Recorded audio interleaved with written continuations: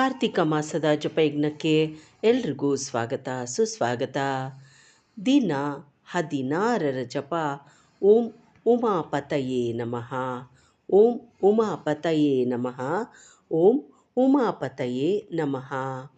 ಅದರಂತೆ ಕಾರ್ತಿಕ ಮಾಸದ ಒಂದು ಮುನ್ನುಡಿಯಾಗಿ ದೀಪಾವಳಿ ಹಬ್ಬದನ್ನು ಆಚರಿಸುವುದರ ಮೂಲಕ ದೀಪಗಳನ್ನು ಬೆಳಗ್ತೀವಿ.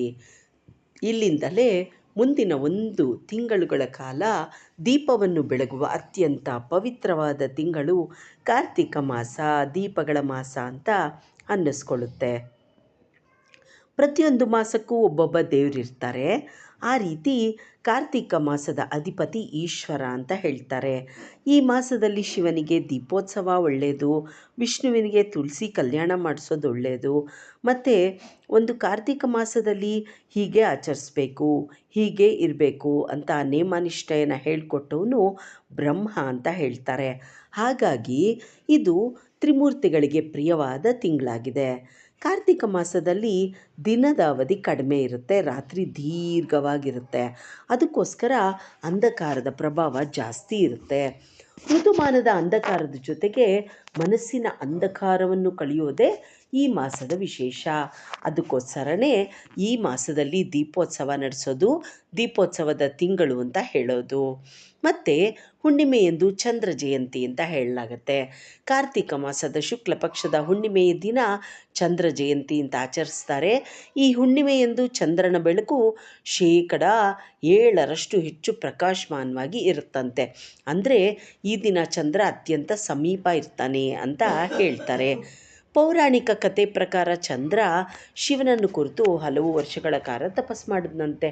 ಆ ಸಮಯದಲ್ಲಿ ದೇವತೆಗಳು ಚಂದ್ರನ ತಪಸ್ಸಿಗೆ ಭಂಗ ಮಾಡೋಕ್ಕೆ ಪ್ರಯತ್ನ ಮಾಡಿದ್ರು. ಆದರೆ ದೇವತೆಗಳು ಚಂದ್ರನ ತಪಸ್ಸು ಕೆಡಿಸಕ್ಕೆ ಮಾಡಿದ ಪ್ರಯತ್ನ ಎಲ್ಲ ವ್ಯರ್ಥ ಆಯಿತು. ಚಂದ್ರನ ಏಕಾಗ್ರತೆಗೆ ಕೊಂಚನೂ ಭಂಗ ಉಂಟಾಗಲಿಲ್ಲ.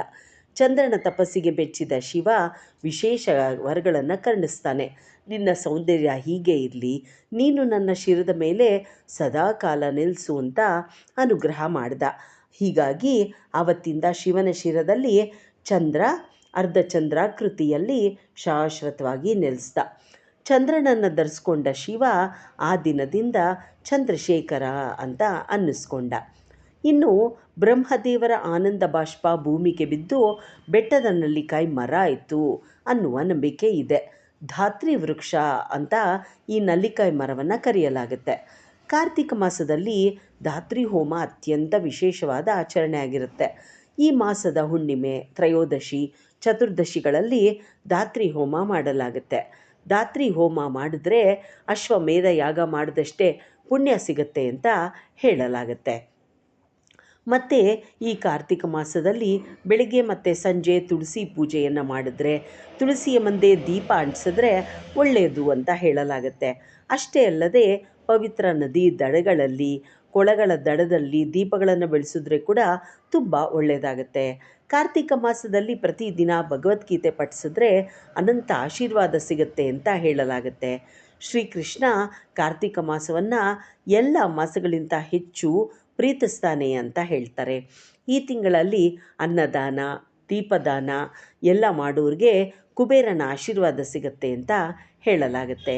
ರಾಧೆಯನ್ನು ಕಾರ್ತಿಕಾದೇವಿ ಅಂತ ಹೇಳ್ತಾರೆ. ಈ ಪವಿತ್ರ ಮಾಸದಲ್ಲಿ ರಾಧಾಳನ್ನು ಪ್ರಾಮಾಣಿಕವಾಗಿ ಭಕ್ತಿಯಿಂದ ಪೂಜಿಸಿದ್ರೆ ಕೃಷ್ಣನ ಕೃಪೆಗೂ ಪಾತ್ರರಾಗ್ತಾರೆ ಅಂತ ನಂಬಿಕೆ ಇದೆ.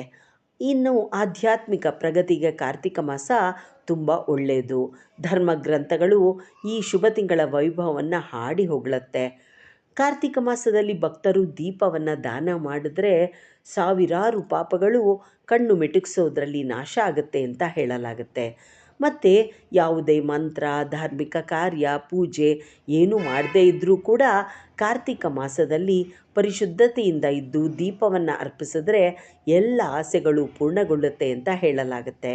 ಕಾರ್ತಿಕ ಮಾಸದಲ್ಲಿ ಕೃಷ್ಣನಿಗೆ ದೀಪ ಹಚ್ಚಿದ್ರೆ ಯಜ್ಞ ಮಾಡಿದಷ್ಟು ಫಲ ಸಿಗುತ್ತೆ ಅಂತ ಹೇಳಲಾಗುತ್ತೆ. ಹಿಂದೆ ಪೂರ್ವಜರು ಹೇಳ್ತಾ ಇದ್ದರು, ನಮ್ಮ ಕುಟುಂಬದಲ್ಲಿ ಯಾರಾದರೂ ಕಾರ್ತಿಕ ಮಾಸದಲ್ಲಿ ಕೃಷ್ಣನಿಗೆ ದೀಪ ಅರ್ಪಣೆ ಮಾಡಿದ್ರೆ ಸುದರ್ಶನ ಚಕ್ರವನ್ನು ತನ್ನ ಕೈಯಲ್ಲಿ ಹಿಡಿದ ಕೇಶವ ಸಂತೋಷಗೊಳ್ತಾನೆ, ಆಗ ನಾವೆಲ್ಲರೂ ವಿಮೋಚನೆ ಪಡೆಯುತ್ತೇವೆ ಅಂತ ಹಿಂದೆ ಪೂರ್ವಜರು ಹೇಳ್ತಾ ಇದ್ರು. ಈ ದಾಮೋದರ ಮಾಸ, ಕಾರ್ತಿಕ ಮಾಸದಲ್ಲಿ ಕೃಷ್ಣನಿಗೆ ದೀಪ ಅಂಟಿಸೋ ವ್ಯಕ್ತಿ ಶ್ರೀಮಂತ ಮತ್ತು ಅದೃಷ್ಟಶಾಲಿ ಆಗ್ತಾನೆ. ಕಾರ್ತಿಕ ಮಾಸದಲ್ಲಿ ತುಪ್ಪದ ದೀಪವನ್ನು ಅರ್ಪಿಸುವುದರ ಮೂಲಕ ಮಂದಾರ ಪರ್ವತದಷ್ಟು ದೊಡ್ಡದಾದ ಪಾಪ ಯಾವುದೇ ಇರಲಿ ನಾಶ ಆಗೋದರಲ್ಲಿ ಅನುಮಾನ ಇಲ್ಲ ಅಂತ ಹೇಳಲಾಗುತ್ತೆ. ಸ್ಕಾಂದ ಪುರಾಣದಲ್ಲಿ ಹೇಳ್ತಾರೆ, ಕಾರ್ತಿಕ ಮಾಸದಲ್ಲಿ ಕೇಶವನಿಗೆ ದೀಪ ಹಚ್ಚಿದ್ರೆ ಶುದ್ಧೀಕರಿಸಲಾಗದ ಪಾಪಗಳು 3 ಲೋಕದಲ್ಲೇ ಇಲ್ಲ ಅಂತ ಹೇಳ್ತಾರೆ.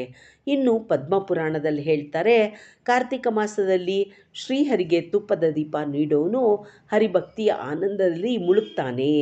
ದೇವರಿಗೆ ನೀಡುವ ಎಲ್ಲ ಉಡುಗೊರೆಗಳಲ್ಲಿ ಕಾರ್ತಿಕ ಮಾಸದಲ್ಲಿ ತುಪ್ಪದ ದೀಪದ ಉಡುಗೊರೆನೇ ಅತ್ಯುತ್ತಮ ಅಂತ ಹೇಳ್ತಾರೆ. ಮತ್ತು ಈ ತಿಂಗಳಲ್ಲಿ ಊರ್ಜಾವ್ರತ ಅಂತ ವಿಶೇಷ ಹರಕೆಯನ್ನು ಹಲವಾರು ಭಕ್ತರು ತೀರಿಸ್ತಾರೆ. ಈ ತಿಂಗಳಲ್ಲಿ ದಾಮೋದರ ಕಾಲಕ್ಷೇಪ ಅಂತ ಪುರಾಣಗಳು ಹೇಳ್ತವೆ. ಈ ಸಮಯದಲ್ಲಿ ತಾಯಿ ಯಶೋದೆ ಕೃಷ್ಣನನ್ನು ಹಗ್ಗದಿಂದ ರುಬ್ಬುವ ಒಂದು ಗುಂಡಿಗೆ ಕಟ್ಟಾಕ್ತಾಳಂತೆ. ಪರಮಾತ್ಮನಾದ ಶ್ರೀಕೃಷ್ಣ ಪ್ರೀತಿಯಿಂದ ಹೇಗೆ ಜಯಿಸ್ತಾನೆ ಅಂತ ಈ ಕಾಲಕ್ಷೇಪ ವಿವರಣೆ ಮಾಡುತ್ತೆ. ಆದ್ದರಿಂದ ಈ ಮಾಸವನ್ನು ದಾಮೋದರ ಮಾಸ ಅಂತ ಕೂಡ ಕರೀತಾರೆ. ಇದೆಲ್ಲವೂ ಕೂಡ ಒಂದು ಕಾರ್ತಿಕ ಮಾಸದಲ್ಲಿ ಮಾಡುವಂಥ ಒಂದು ವಿಶೇಷ ಆಚರಣೆಗಳು ಅಂತ ಹೇಳ್ಬೋದು. ಮತ್ತು ಸತ್ಯವ್ರತ ಮಹರ್ಷಿ ಬರೆದ ದಾಮೋದರಾಷ್ಟಕ ಅನ್ನೋದನ್ನು ನಾವು ದೀಪ ಅಂಟಿಸ್ಬೇಕಾದ್ರೆ ಹೇಳಿಕೊಂಡು ಪ್ರಾರ್ಥನೆ ಮಾಡಿದ್ರೆ ತುಂಬ ಒಳ್ಳೆಯದಾಗತ್ತೆ ಅಂತ ಹೇಳಲಾಗತ್ತೆ. ಇದು ಒಂದಿಷ್ಟು ಕಾರ್ತಿಕ ಮಾಸದ ಬಗ್ಗೆ ತಿಳಿಸಿದಂಥ ಮಾಹಿತಿ. ಇನ್ನೂ ಹಲವಾರು ವಿಚಾರಗಳನ್ನು ತಿಳಿಸ್ತಾ ಹೋಗ್ತೀನಿ. ಲೋಕ ಸಮಸ್ತ ಸುಖಿನೋ ಭವಂತು. ಲೋಕ ಸಮಸ್ತ ಸುಖಿನೋ ಭವಂತು. ಲೋಕ ಸಮಸ್ತ ಸುಖಿನೋ ಭವಂತು.